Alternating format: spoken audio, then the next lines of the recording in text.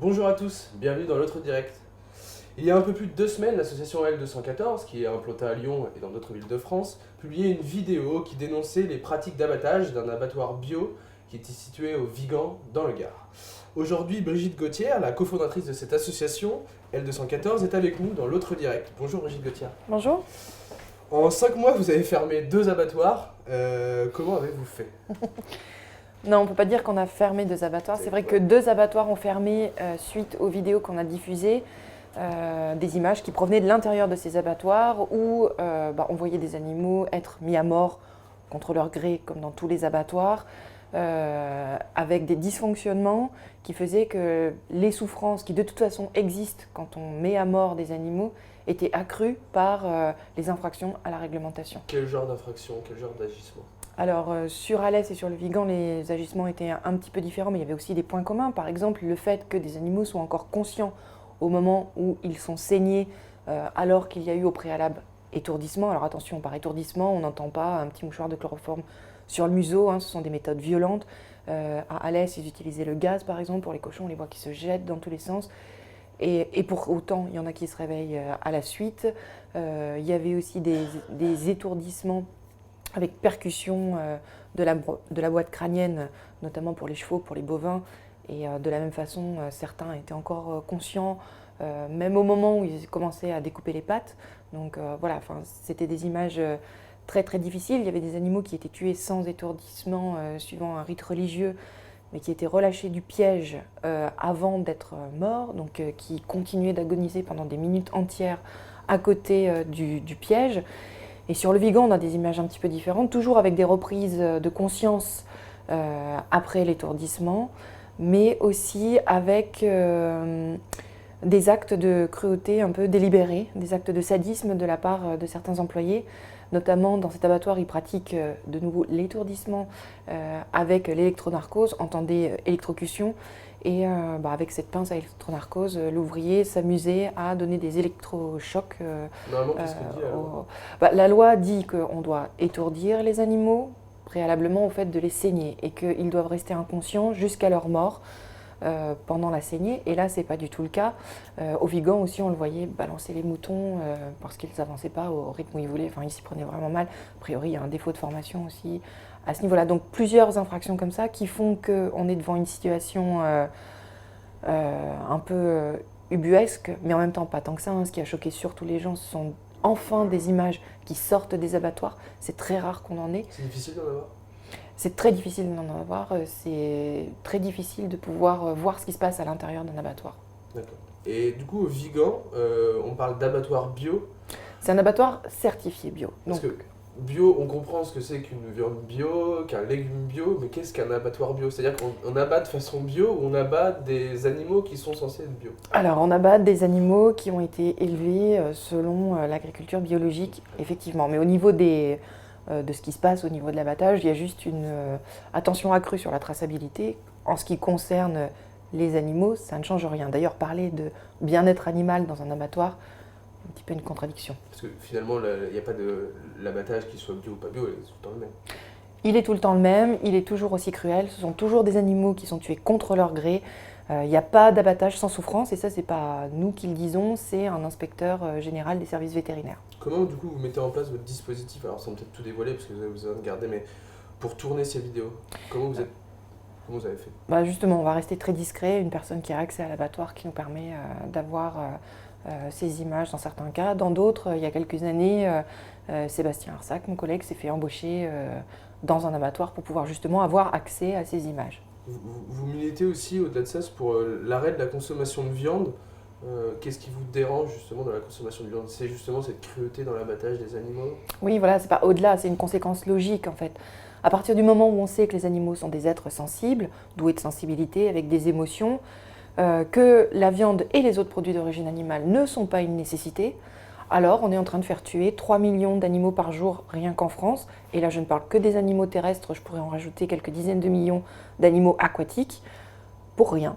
C'est-à-dire juste pour le plaisir gustatif, juste par tradition, par culture, sans oser remettre en question, parce que ça fait longtemps qu'on le fait, vous vous rendez compte, depuis la nuit des temps, etc.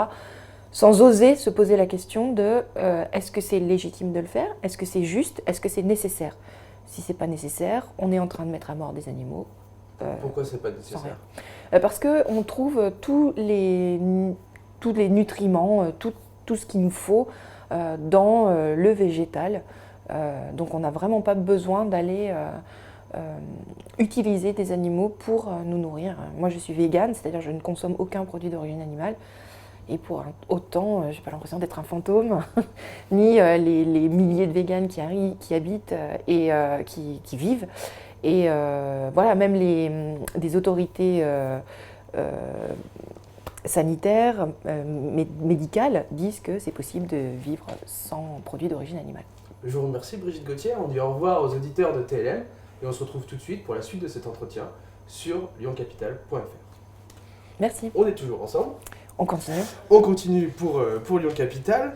Là, vous parliez justement d'arrêter de manger de la viande, qu'il était possible d'être vegan, etc. Là, en ce moment, l'actualité brûlante, c'est la crise de l'élevage en France. Complètement. Comment concilier ces deux choses, dans le sens où déjà les éleveurs ont du mal. Si on leur dit, bon, bah maintenant on arrête de manger de la viande, comment ça va se passer? Donc comment concilier les deux? Est-ce que c'est conciliable? Alors c'est conciliable en fait, paradoxalement.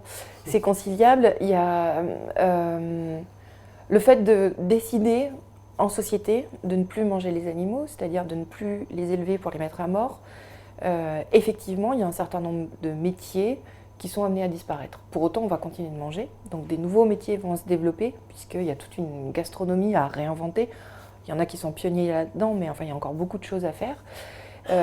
Aujourd'hui, la crise de l'élevage, c'est pas à coups de millions qu'on va la résoudre. Là, pour l'instant, c'est un petit peu, vous avez des problèmes, on injecte quelques millions d'euros, et puis on attend la prochaine crise, on va de crise en crise. Le nombre d'éleveurs continue de diminuer. Ils représentaient 30% d'actifs à un moment, ils sont à moins de 2% aujourd'hui. C'est-à-dire que même si on stoppait du jour au lendemain l'activité d'élevage, on supprimerait moins d'emplois que l'industrialisation avec des conditions de travail pour les éleveurs et des conditions de vie pour les animaux absolument terribles se sont développées. Enfin voilà, il y aurait moins de personnes qui seraient... Est-ce qu'un élevage raisonné, bio, de qualité, est-ce que ça peut trouver grâce à vos yeux ou non? Alors pour les animaux, c'est sûr que ça fait une différence de vie d'être élevé soit sans avoir d'accès à l'extérieur, sur du caillebotis par exemple, comme c'est le cas pour les cochons, ou dans des cages, ou voilà, sans accès à l'extérieur, ou d'avoir un accès à l'extérieur, ça fait une différence, on ne peut pas le nier. Néanmoins, la finalité est la même, c'est-à-dire que l'objectif, ça va être de le mettre à mort à un moment qu'on aura choisi, bien avant la fin de sa vie. Et donc cette appropriation des animaux, bien sûr, ne nous satisfait pas. Maintenant, ça ne veut pas dire qu'on va arrêter de vivre avec les animaux, ça veut dire qu'il faudra des personnes pour s'occuper, pour prendre soin des animaux qu'on a domestiqués et qui vivent aujourd'hui avec nous. Alors il y en a un certain nombre qui vont disparaître, ces poulets qui poussent en 42 jours, qui pourrissent ensuite sur pattes, ceux-là, ils sont amenés à disparaître, bien entendu, on ne va pas laisser vivre, même se reproduire, même pour la reproduction, il faut les aider à se reproduire. Donc c'est pas du tout viable. Donc il y a des animaux qui vont disparaître, qui ont juste été optimisés pour faire de la viande, du lait, des œufs, et qui de toute façon souffrent toute leur vie. Mais il y a d'autres animaux avec lesquels on peut continuer de vivre, qui peuvent continuer d'entretenir nos espaces sous une surveillance bienveillante. Qu'est-ce qu'on fera des œufs des poules qui restent par exemple? Déjà, il y en aura bien moins. Et puis aujourd'hui, voilà, les poules, c'est des poules de compète, elles font 300 œufs par an, alors que normalement elles en font 60. Avant qu'on ramasse les œufs et tout ça, elles savaient bien quoi en faire de leurs œufs. On n'est pas là, on est les sauveurs des animaux. Ah, si on ne traite pas les vaches, les pauvres, qu'est-ce qu'elles vont en faire? Non, si elles ont un veau, le veau il saura bien quoi faire de ce lait, ce ne sera pas un problème pour lui. Pour revenir sur votre association L214, est-ce que vous pouvez nous expliquer dans quel contexte ça s'est créé et pourquoi ce nom? Alors L214 en fait existe depuis avant L214, on s'appelait Stop Gavage en 2003, un collectif qui s'est créé pour dénoncer les conditions d'élevage, d'abattage, le gavage autour de la question du foie gras. Et puis en 2008, on s'est dit qu'il y avait d'autres choses à faire pour les animaux, c'était pas assez finalement. Avec Stop Gavage, on enfonçait un coin sur un type de production pour essayer de dénoncer l'ensemble des productions et on s'est dit, voilà, on va concentrer nos actions sur la question qui exploite le plus les animaux. C'est-à-dire que 99% aujourd'hui des animaux exploités, c'est pour la consommation alimentaire. Donc tout ce qui est viande, lait, œufs et les poissons aussi, qui sont massivement aussi pêchés ou mis dans des élevages industriels. Donc on a décidé de se concentrer sur cette question-là avec L214. L214, c'est pas un additif alimentaire, c'est pas une molécule chimique, ça provient d'un article du Code rural qui, pour la première fois en 1976, dit que les animaux sont des êtres sensibles, reconnaît que les animaux sont des êtres sensibles. Pour autant, aujourd'hui, dans la pratique, dans le droit, aucun effet de cette loi. Là, justement, vous avez dénoncé ces abattages, etc. Ça a choqué pas mal de monde, pas mal de monde qui mange de la viande. Donc tout le monde continue d'en manger. Pas tout le monde, mais voilà, oui, c'est vrai. Beaucoup de monde continue d'en manger. Comment vous menez votre combat alors qu'il y a, comme vous avez dit tout à l'heure, une tradition de manger de la viande? Ça va passer par quoi? Par la pédagogie dès le plus jeune âge, ou les jeunes générations, vous les sentez plus concernées? Comment ça fonctionne? Par l'information déjà montrer honnêtement ce qui se passe dans les élevages, pendant le transport, dans les abattages, sur les bateaux de pêche. Souvent on l'ignore. Le fait que ces images elles aient extrêmement choqué, c'est que c'est complètement rare de pouvoir montrer, c'est ça l'exception en fait, l'exception c'est de pouvoir montrer ces images. Donc effectivement l'information c'est un des points importants. Alors information sur les conditions de vie des animaux, puisque enfin, tous autant qu'on est, on est contre le fait de maltraiter et tuer sans nécessité. Tous. Et pour autant, tout le monde, quasiment, plante sa fourchette 3 fois par jour dans des morceaux de viande d'animaux qui ont été tués contre leur gré. Et où c'était pas nécessaire.